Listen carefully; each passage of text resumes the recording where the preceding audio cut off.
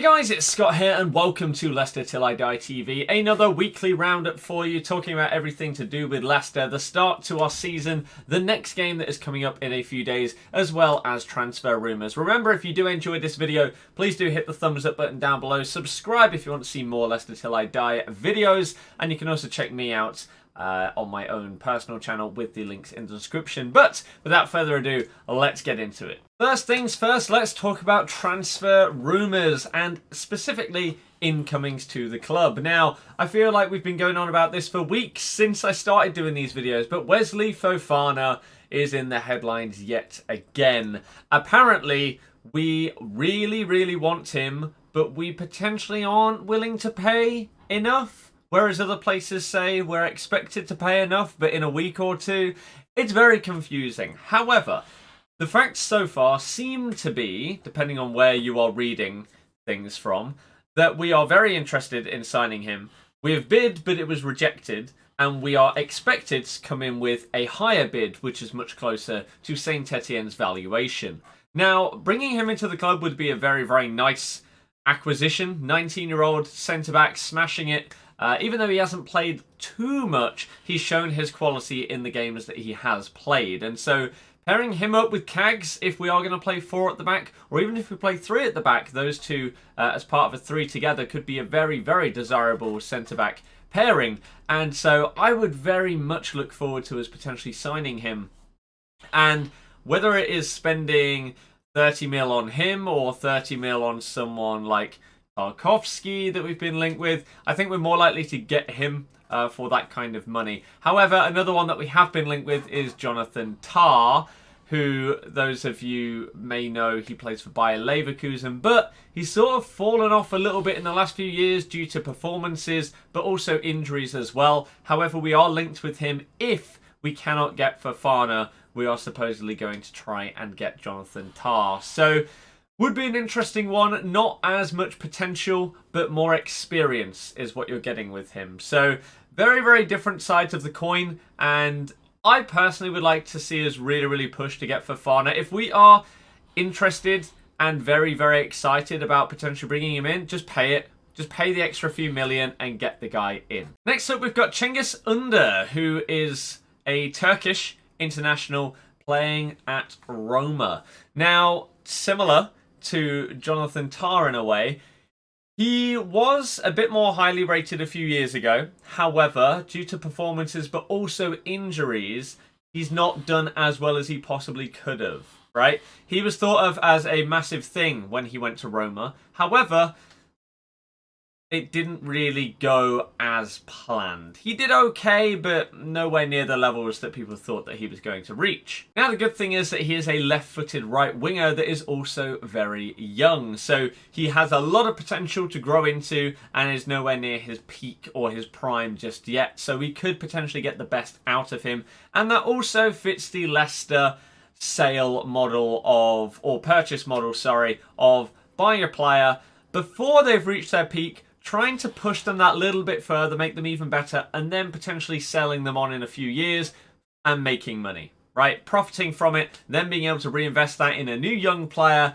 and starting the process over and over again. So Under would be a kind of guy that we are probably going to look at more than it seems David Brooks or someone like that, because players from the Premier League and the English League seem to just be too expensive for us for what we're looking for. So it does seem that we are going abroad to try and find more value in our signings, just as we did with Timothy Castan, who, hey, so far it's worked out. So for transfers, that is kind of it. There haven't really been many strong links since Castagna has come in, other than Fofana and Under, that are really piquing many people's interest or seeming like they have a legs.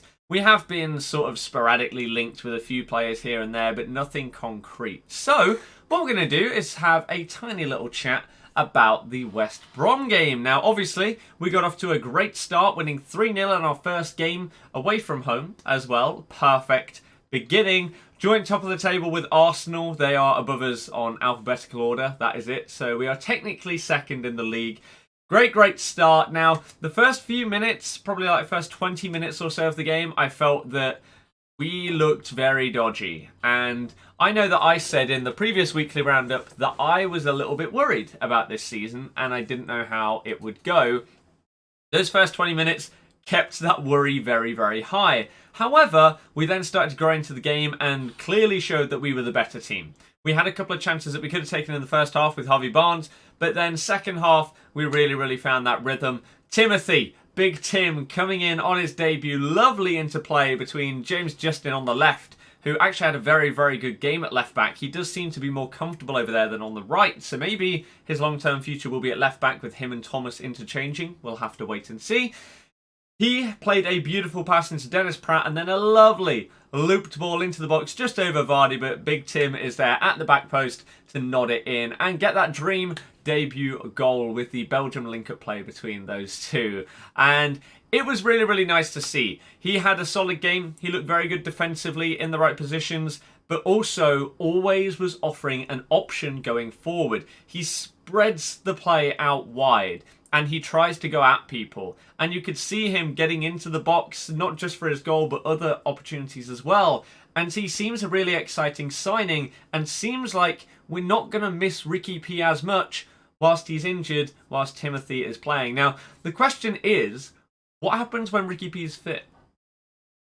Do we move Castan over to the left and try and get him to play there? What do we do? Do we push Ricky P further forward to a winger kind of role in front of him? I don't know. I'd like to hear your thoughts on what you think we're going to do once we have our full sort of squad fully fit and ready to play, because that was a good display in the second half, and it's exciting because I really was worried, but we had a decent run out against a team that is pretty tough. I know that they are only a promoted team, but sometimes they are the hardest because they've got the most to play for at the very beginning of the season. They need to get off to a good start to then stay in the league. So it's tough. I know that we win there basically every time. I think we've won there now 5 times in a row in the Prem, which is a record. And Vardy's equaled a record of scoring against them in every game, just like Van Nistelrooy did against someone else. Another Van Nistelrooy record that Vardy's coming up against. There you go. It just seems to be a common theme. So we did well. Nice result for us right there, and a great way to start off the season. Get that confidence high. Now, again, I know it's only West Brom, but with the way that we played towards the end of last season, even the lower teams, we looked dreadful. So to come up against someone like West Brom and get a confident 3-0 win away from home, clean sheet as well, you couldn't really ask for much more than that. And it's a great way to start the season. And I'm now excited, more so than I was before, about the next few games. Now, I didn't realise that Maddison was actually going to be fit for that game. So seeing him come back on and get some minutes, great to see, because it means that he's most likely going to start against Burnley, which is obviously our next game. Now, Burnley, going to be tough. I remember our game against them in the second half of last season. I remember being out and watching that, and Nick Pope had an absolute blinder, and I don't know how we didn't manage to win that game. So let's hope that this time we can be nice and direct and just pump the ball forward as quick as possible. Now, if any of you watched the Liverpool-Leeds game, you will see the difference. Leeds get so many people forward and they counter-attack compared to us. Even though it is sort of possession-based, we don't get that many bodies forward. So I would like to see that a little bit more against a team that are likely to have a bit of a low block and welcome pressure and welcome attacks. We need to make the most of it. And so I really feel like we can beat Burnley. And I feel like we were unlucky not to win last time because of Pope just being the hero that he was last season. It's why they got so many clean sheets. He was incredible. Hopefully this season he's not going to be as good when we play against them. And I really hope that our forward few players are going to be a little bit more clinical. We did have a couple of chances, especially Harvey Barnes chances, that especially the first one should have been a goal. And you kind of expect a little bit more from your forwards, especially if they are aiming to be top 6 level players. You need to be putting these kind of chances away. And you need to be a bit more clinical and better with your final third passes, decision making and thinking. And I think that's been our problem a lot of the time over the last few years. We've had players like Demarai Gray who at times you think he's really, really talented, but then he doesn't have that football brain and he makes a stupid decision and it massively costs you. Because instead of squaring it for a tap-in, he'll go for a shot and it'll go wide, and then we'll end up going 1-0 down when we should have been 1-0 up. And so I really feel like that is something that Brendan and the rest of the coaching staff need to drill into our players, is how to be a little bit more clever on the ball. And I feel like you have seen that over the last few years. For example, someone like Vardy used to not pass it as much as he does now. Whilst he obviously still got a golden boot last year, there are still chances where he could shoot, but he will now pass because he's learnt to play a slightly more supportive role as well as being the out-and-out striker that he is. And I feel like if we can get that from our other players, then we're going to be a great side. Someone like Barnes looked very productive, and I'm hoping that this is going to be not really a breakthrough season, because he sort of had that last year. He had decent numbers, and he actually was involved in quite a few goals. So I hope that this year he can just take it to the next level and have a bit more confidence in himself. The pace that he showed in that game, he knows he can beat people. So I hope that he has the confidence to try and beat a man, dribble past someone and then create a chance, or take a shot on.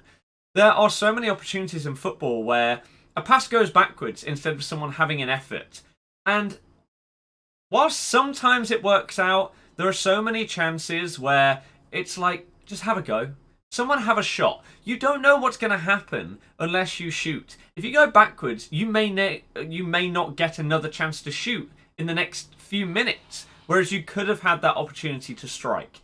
So I hope that our team are going to be very, very aggressive and forward-thinking against Burnley. And I'm actually quite excited to watch us play after seeing how we grew into the game against West Brom, and see if we can take that into our next fixture. And for the rest of the season ahead, I still feel like we do need a couple of signings, especially with the Europa League coming up, that we need a bigger squad in order to sort of compete in these different competitions and stuff like that. We know that we've got Arsenal early on in the Cup, which is a bit of a nightmare scenario. But I feel like my confidence levels have grown a little bit, but I don't want to get too far ahead of myself because it's only one game and it's West Brom. But I'd like to know your guys' thoughts. Did it make you feel a little bit better about the upcoming season, that first result? Or were you still not feeling it too much because we could have done better and we were a little bit nervy at the start? What do you think about the initial game? What do you think about our upcoming fixtures? And what do you think about the transfer rumours that we've discussed today? That is going to be it for today's weekly roundup. Hopefully you did enjoy it. I'll see you again next week. Thank you very much for watching. Goodbye.